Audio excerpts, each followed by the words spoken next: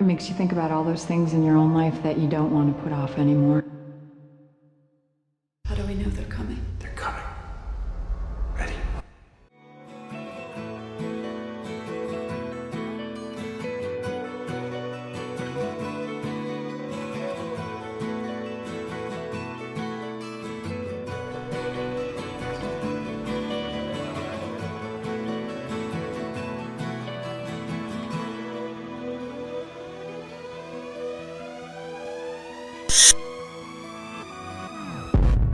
Waking up to ash and dust, I wipe my brow and I sweat my rust. I'm breathing in the chemicals. I'm breaking in, shaping up, then checking out on the prison bus. This is it, the apocalypse. Whoa, I'm waking up. I feel it in my bones. Nothing to make my system blow. Welcome to the new age, to the new age. Welcome to the new age, to the new age. I'm radioactive, radioactive. I'm radioactive, radioactive. Raise my flag, down my clothes. It's a revolution, I suppose. We're painted red to fit right in. Whoa. I'm breaking in, shaping up, then checking out on the prison bus. This is it, the apocalypse. Whoa, I'm waking up. I feel it in my bones. Nothing to make my system blow. Welcome to the new age, to the new age. Welcome to the new age, to the new age. I'm radioactive, radioactive. I'm radioactive, radioactive. All systems go. The sun hasn't died. Deep in my bones, straight from inside. I'm waking up. I feel it in my bones. Nothing to make my system blow. Welcome to the new age, to the new age. Welcome to the new age, to the new age. I'm radioactive, radioactive. I'm radioactive, radioactive.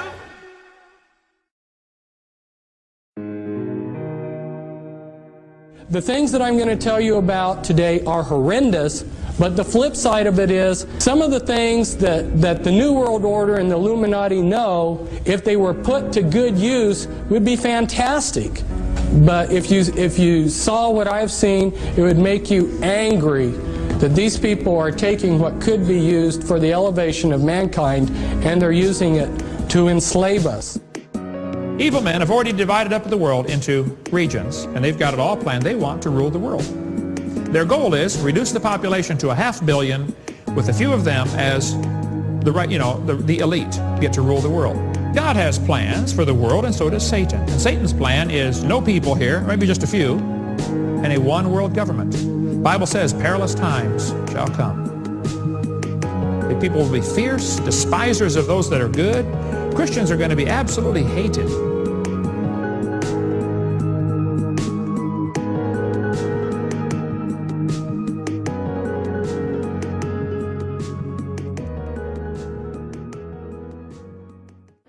task will be to develop an overall strategy for America in this period when really a new world order can be created. It's a great opportunity. It isn't just a crisis. We know the race is not to the swift, nor the battle to the strong.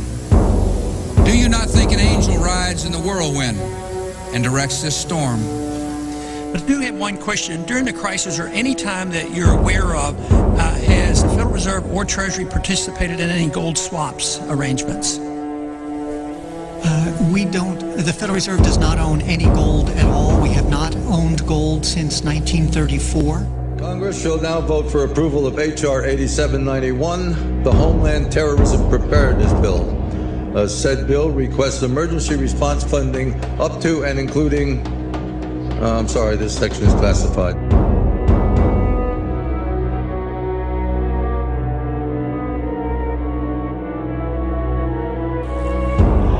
Which passages of Scripture should guide our public policy? Should we go with Leviticus, which suggests slavery is okay, and that eating shellfish is an abomination? Or we could go with Deuteronomy, which suggests stoning your child if he strays from the faith? Or should we just stick to the Sermon on the Mount, a passage that is so radical that it's doubtful that our own Defense Department would survive its application?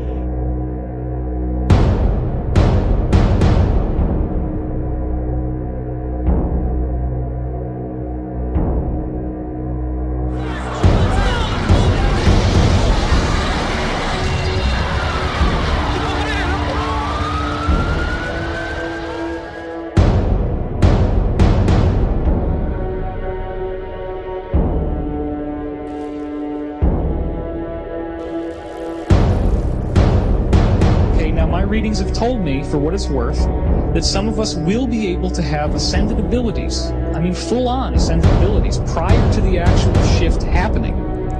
So that would be very cool, because what we're expecting after 2012 is a 100 times more harmonious utopian world where things like time travel, levitation, instant telepathy, instant healing, telekinesis are as common and as everyday as breathing.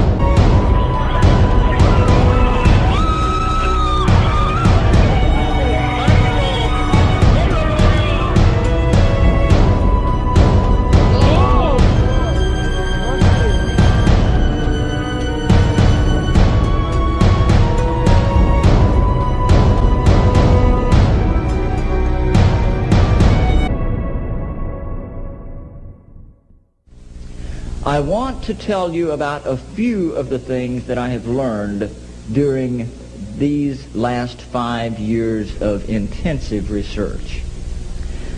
Perhaps the most startling thing that I can share with you is that all of the conspiracy theories that you've ever heard about one world government, about the UN takeover of the world, all of those conspiracies have now been laid to rest. There's nothing conspiratorial about it. It's all published. The UN-funded Commission on Global Governance began meeting in 1992 in earnest and met for 4 years, and last fall released their final report. It is entitled Our Global Neighborhood. If the Bible is simply a book of myths, fairy tales, and stories, then it is disturbingly accurate in describing what we see unfolding in our current world climate. In my personal journey, I've come to the conclusion that the biblical worldview best explains the origin of evil and its many symptoms to mankind. It explains human suffering and the inescapable reality of death and decay that we experience in this world. But most importantly, it reveals why mankind has used deception as its most powerful and reliable instrument to carry out the plan set in motion by an ancient hate.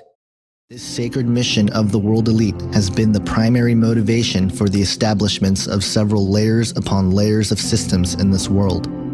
The following sectors are the major components of infiltration in this plan. They include the political, economic, military, scientific, educational, technological, and social facets, with the spiritual ideologies being the main ingredient guiding this massive deception. Many of these facets overlap and build on each other.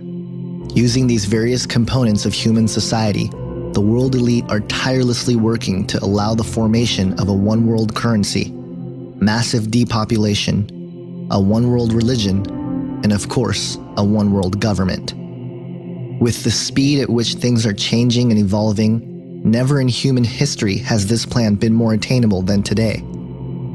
But as I sorted through the many tentacles of this plan, I found that not only are we, the people of the world, victims, but the people who promote and continue to instigate the New World Order and the promise of a new age are perhaps the most deceived and are the ultimate victims. The idea of what the ultimate goal for the New World Order is something that bothered me a lot in my early and really a lot of my research for what the New World Order was, as I was learning things like, the stuff in the food and the water and all the stuff that you learn, the genocide and the planned population reduction and the mind control and all the stuff that was going on. What did it all mean? What was it leading up to? The control grid, the cameras and the one world government and the one world economy and all this stuff. What did it mean? Because the thing that got me is what happens if they get it? What happens if they finally control everybody? It's a total lockdown, New World Order, 1984, Brave New World, whatever. It actually is that system. What then? Is it all going to just end and everybody sits back and they drink lemonade and say, hey, we did it, guys. But then the connection to Satanism is really what started to pique my interest early on, and that they were theistic, Satanists. They really did believe that Satan was God, and they actively worshiped him and received instructions from the spirit world. That was what tripped me out, and to see that network and every door that was kicked down, investigation led to some Satanistic connection. So the answer to what the ultimate goal and the question of who or what do I believe is behind it is the same. That is the Antichrist.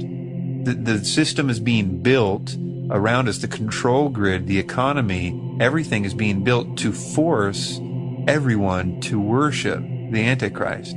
That is what this is all about. That's what makes everything make sense. It's the one component that makes everything make sense.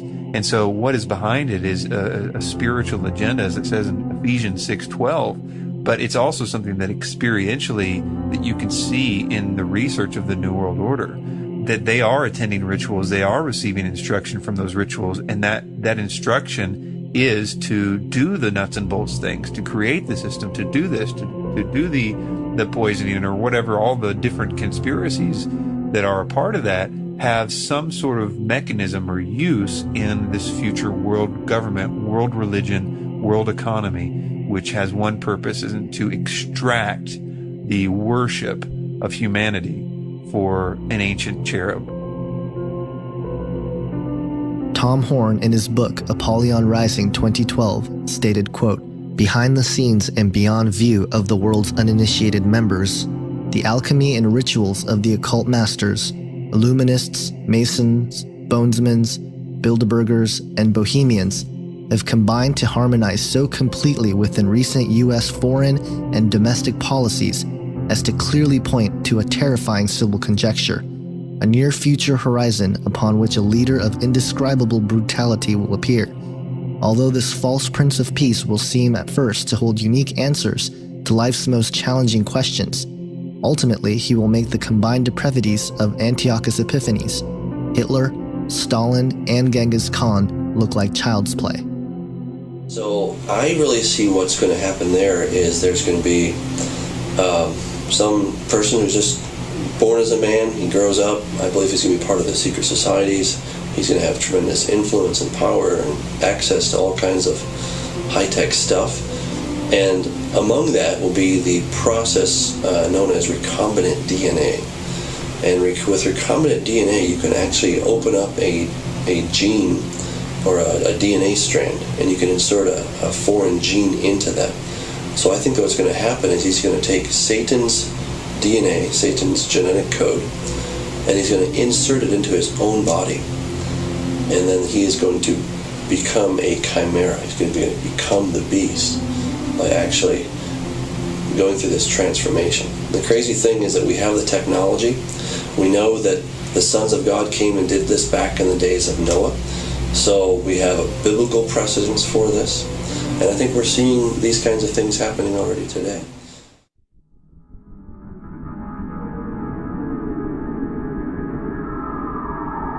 To understand the biblical worldview of the New World Order, we must first look at the fall of mankind as recorded in Genesis 3. This chapter reveals the origin of the plan, who's behind it, and where it's going. No other ancient text reveals so much about the nature of evil and its methods than the Bible, and this is where it all begins. We all know the story. Adam and Eve were created by God in the Garden of Eden. God's creation was good, and mankind was very good. God had one commandment for Adam and Eve to follow. A serpent came and tempted Eve to eat from the tree of knowledge of good and evil. This is where it all begins. Prior to this point, mankind was not susceptible to death, but Satan had other plans. The first lie ever recorded in human history comes from the mouth of Satan himself.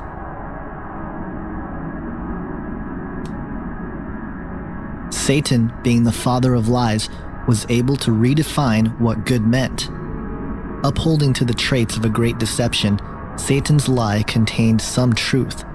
But to understand how this lie has permeated throughout history and is being used to create the New World Order, we must break down this passage. Satan knew that when they ate of the fruit of this tree, that mankind would be subject to death. This lie is the foundation for New Age ideas like reincarnation. It is the idea that even though we die, there is no heaven or hell, but instead we return with another opportunity to attain enlightenment. It is also the one lie that many of the world elite believe today, which is that through the use of intellect, technology, and science, man will achieve immortality. This will become more obvious as we look into the sacred promise or ancient hope held close to those who are at work for the New World Order. Satan was implying here that secret knowledge and wisdom will be available to them. This is the main proponent behind the nature of secrecy which all secret societies possess. It is the idea that unattainable information will be partitioned to those who submit to the request of the one who holds the knowledge. It also plays on the hope promoted by the New Age movement, which claims that we are all spiritually evolving into a higher consciousness, and that if one would only tap into this universal energy force, they would realize that they are God. The New World Order and its components, secret societies, New Age movement, transhumanist movement, and even the alien agenda in many ways is predicated on this one lie.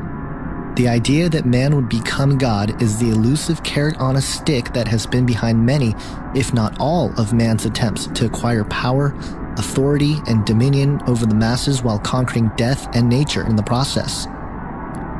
Furthermore, we can trace ideas like pantheism and the concept that God is a force, or that everything within the universe is God and thus we are God, back to this lie.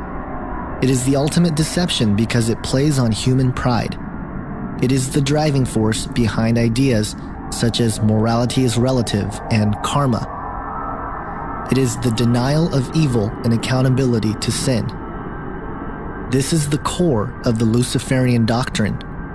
It is the blueprint to what the select group of men have been working on for centuries. Exclusive knowledge to achieve immortality and become gods, all without the help of the Creator God, but by our own use of intellect. As we will come to see, this idea, which goes by many names like the Sacred Promise and an Ancient Hope, has been sought after by men for centuries. Here's the way they look at it. Here's their metaphor for the end of innocence. Adam and Eve were held prisoner in the Garden of Eden by an unjust, cruel, and vindictive God.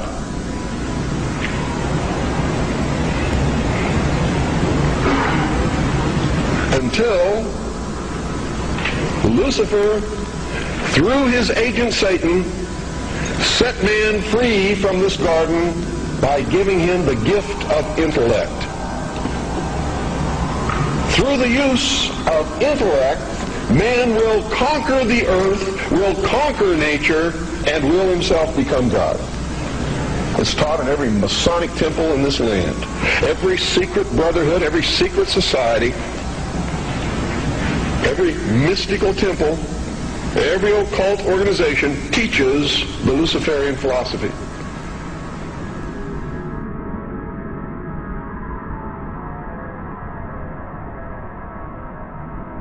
When our founders declared a new order of the ages, they were acting on an ancient hope that is meant to be fulfilled. I believe, and if you read esoteric wisdom philosophers and teachers and so on, this ancient hope is the idea that there has been a plan, an ambition contained within secret societies for thousands of years to resurrect the lost empire of Atlantis.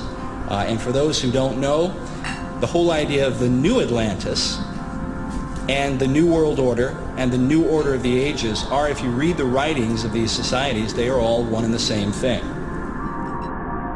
The ancient hope of which Bush refers to in his second inauguration speech demonstrates that Bush, or at the very least the authors of his speech, are well aware of the plan initiated by an ancient occult hierarchy now operating as secret societies to forge a world empire. The promise to those who help build this empire is that they will attain godhood themselves and become a part of a family of perfected human beings. Manly P. Hall, a 33-degree Freemason, an occultist and regarded as one of the greatest authorities on the topic of secret societies and Freemasonry in particular, reveals in his book, The Secret Destiny of America, quote, "In this way, the old dream of the philosophic empire descended from the ancient world to modern time. Secret societies still exist, and regardless of the intemperance of the times, they will continue to flourish until the quest is complete. For more than 3,000 years, secret societies have labored to create the background of knowledge necessary to the establishment of an enlightened democracy among the nations of the world." End quote. Hall goes on to explain that America was not founded as a constitutional republic based on biblical principles, but rather a massive experiment of social engineering formed out of the principal visions described in Sir Francis Bacon's book, The New Atlantis, in 1627. The basic principle was that the goal of attaining human perfection and a utopia that would come with it is the ultimate plan put forth and worked on since antiquity. He goes on to say, quote, "The supreme human purpose is the perfection of man. This must come first, and when this end has been achieved, all good things will inevitably follow." End quote. These principles all stem back from what is known as the ancient mystery school teachings.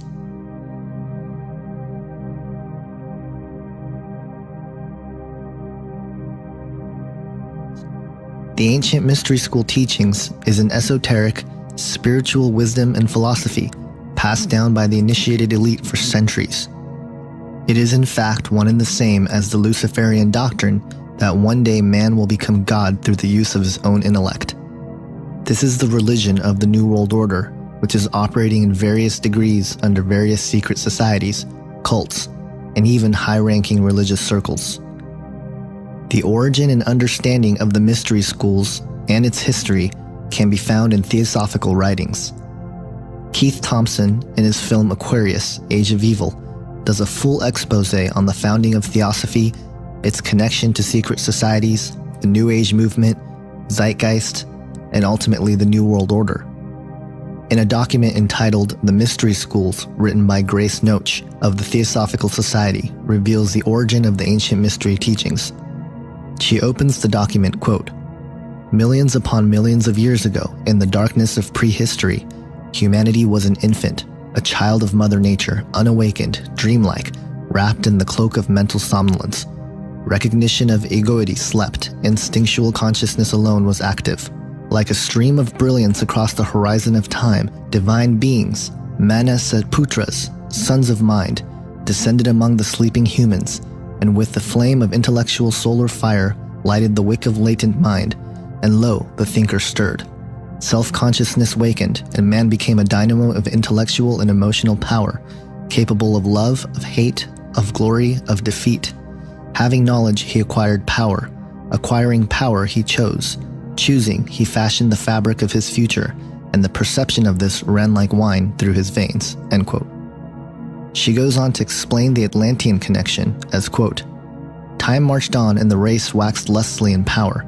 As Lemuria gave birth to Atlantis, the third race to the fourth, the fiercest battle was waged. The war between the lords of light and truth and the lords of darkness and ignorance. Thus were established some 4 or 5 million years ago, when Atlantis was threatening to destroy itself through spiritual iniquity, the first mystery schools. From these early centers sprang other mystery schools in all parts of the Atlantean world. By the time the Atlanteans were in their heyday of material splendor, these schools were working their hardest to stem the increasing tide of sorcery, end quote. H.P. Blavatsky, founder of Theosophy and touted as one of the greatest writers on the topic of the occult and esoteric wisdom, stated that her book, The Secret Doctrine, is the reemergence of the ancient mystery school teachings, as, quote, the secret doctrine is the accumulated wisdom of all ages, the mysterious power of occult symbolism, that the facts which have actually occupied countless generations of initiated seers and prophets to marshal, to set down and explain in the bewildering series of evolutionary progress. It is the uninterrupted record covering thousands of generations of seers whose respective experiences were made to test and to verify the traditions passed orally by one early race to another of the teachings of higher and exalted beings who watch over the childhood of humanity, end quote. Alice Bailey, a theosophist and writer, co-founder of Lucis Trust, formerly known as Lucifer Publishing, wrote in her occult classic known as The Externalization of the Hierarchy regarding the initiation of all humanity into the ancient mystery schools as, quote, this little-known divine energy now streams out from Shambhala. It embodies in itself the energy which lies behind the world crisis of the moment. It is the will of God to produce certain racial and momentous changes in the consciousness of the race which will completely alter man's attitude to life and his grasp of the spiritual, esoteric, and subjective essentials of living. It is this force which will bring about, in conjunction with the energy of love, that tremendous crisis imminent in the human consciousness, which we call the second crisis, the initiation of the race into the mystery of the ages, into that which has been hid from the beginning, end quote. The foundation behind all that is the ancient mystery school teachings are founded upon the idea that, once again, man was given the gift of creativity and intellect so that we ourselves can achieve godhood and become the divine beings of which we were supposed to be through the process of evolution. This idea goes directly against biblical Christianity, who offers salvation to anyone who believes in Jesus Christ. This is why the modern era writers on the topic of the ancient mysteries go to great lengths to try to discredit Christianity, and why secret societies have infiltrated its religious institutions to corrupt many sectors of Christianity, allowing historians to paint a picture of the faith which is utterly false. Most of the attempted discrediting of Christianity in these writings refer to the idea that was presented in the first section of the film Zeitgeist. In fact, it is my belief that Zeitgeist is the carrying out of what Alice Bailey referred to as the initiation of the race into the mystery of the ages. Bailey, in the same book, Externalization of the Hierarchy, goes on to describe her opinion about Christianity as, quote, Christianity must also be overthrown because it is based on Jewish sources. The rule of Christ must come to an end because only the rule of force is right. In the world order of the Axis powers, the individual has no rights, has no freedom except insofar as he serves the state. There will be no liberty of thought or conscience. All issues will be decided by the state, and the private citizen will have no right to an opinion. Men will be drafted like slaves into the service of the state.